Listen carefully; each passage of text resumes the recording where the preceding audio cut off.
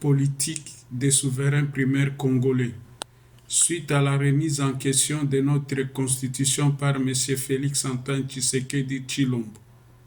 Non, peuple congolais devant Dieu, la communauté nationale et internationale, unis par le destin et par l'histoire autour de nobles idéaux de liberté, de fraternité, de solidarité, de justice, de paix et de travail, animés par notre volonté commune de bâtir au cœur de l'Afrique un État de droit et une nation puissante et prospère, fondée sur une véritable démocratie politique, économique, sociale et culturelle. Vit la Constitution du 18 février 2006, en vertu des articles 5, 62, 63 et 64, décide que la déclaration de la remise en question de notre Constitution du 18 février 2006 par M. Félix-Antoine Tshisekedi Tshilombo en Lingala, likambo ya révision to ya changement ya Constitution na biso, Constitution na biso ezali malamu te. Constitution na biso ezali kosenga bana mboka o bazali na mayele bafandela yango bakoka kotala likambo wana. Constitution na biso ezali malamu te. Esalemaki d'ailleurs na mboka ya bapaya. Bango moko bazwaki ba mode de fonctionnement na bango baye kopesa biso yango awa. Crée le chaos juridique des institutions publiques, la présidence de la République, le Parlement, le gouvernement, les cours et tribunaux, sans ignorer la Cour constitutionnelle. Entre autres, cette déclaration de la remise en question est corollaire de la légalité des animateurs de ces institutions publiques de la RDC. Constatant les violations délibérées de la Constitution durant les élections du 30 décembre 2018, caractérisées par un hold-up électoral dont M. Martin Fayulu Mandidi avait gagné avec 62,8% et M. Félix-Antoine Tshisekedi Tshilombo avait eu 15%. Après l'accord de violation de la Constitution signé entre Joseph Kabila Kabange et Félix-Antoine Tshisekedi Tshilombo, le premier donnera l'ordre à M. Corneille Nangaa, président de la CENI, de nommer M. Félix-Antoine Tshisekedi Tshilombo comme gagnant et animateur de la présidence de la République.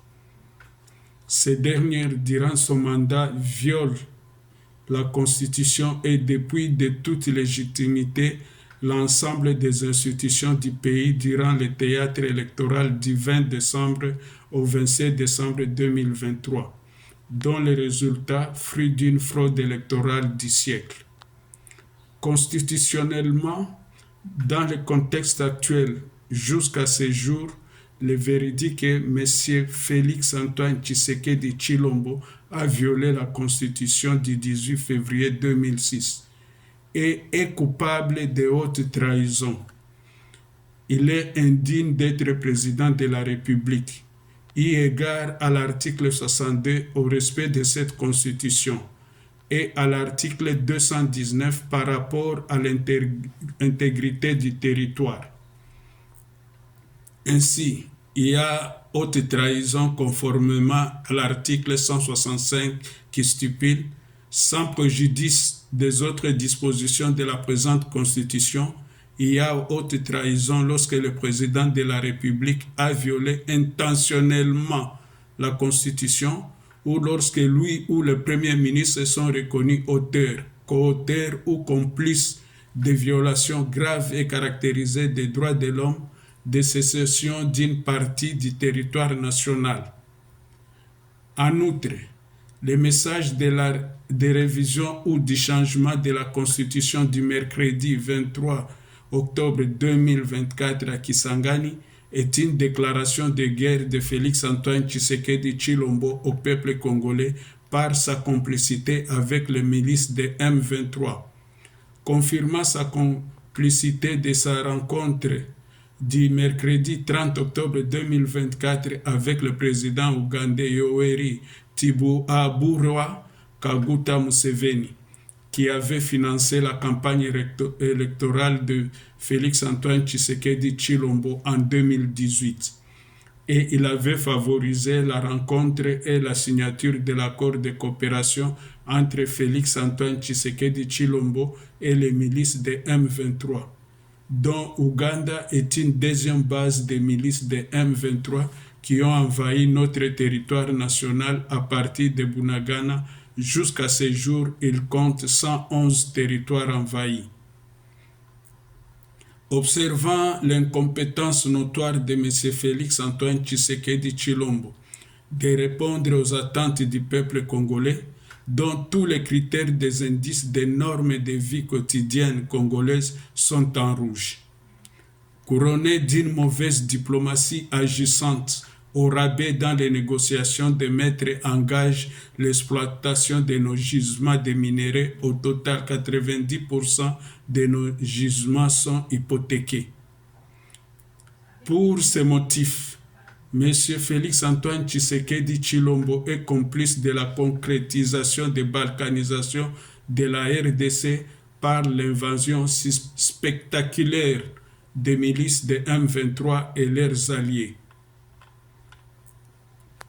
En conséquence, la coordination nationale de l'article 64 appelle massivement toutes les forces vives congolaises, les partis politiques, les mouvements citoyens, les confessions religieuses, la société civile congolaise, les associations, les syndicats, les policiers, les FARDES, les Wazalendo, les Maïmaï, les Kadogo, les ex-gendarmes katangais, les ex-FAZ, les DSP, les éléments de la garde civile, les membres de l'unité spéciale des commandos de l'article 64, les fonctionnaires, les enseignants, les infirmières, les médecins, les avocats, les magistrats, les chômeurs, les taximens, les papas, les mamans,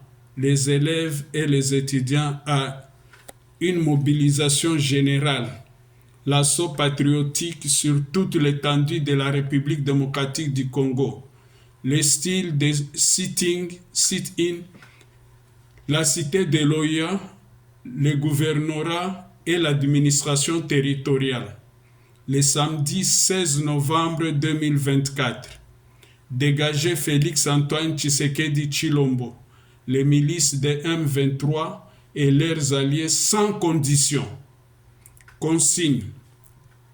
Les jours de mobilisation générale, il faut se couvrir de notre drapeau national, soit être habillé en varèse de couleurs du drapeau de notre équipe nationale léopard. Le peuple gagne toujours. L'unité dans notre diversité. Vive le peuple congolais, vive la RDC, fête à Kinshasa le 3 octobre 2024, la coordination nationale.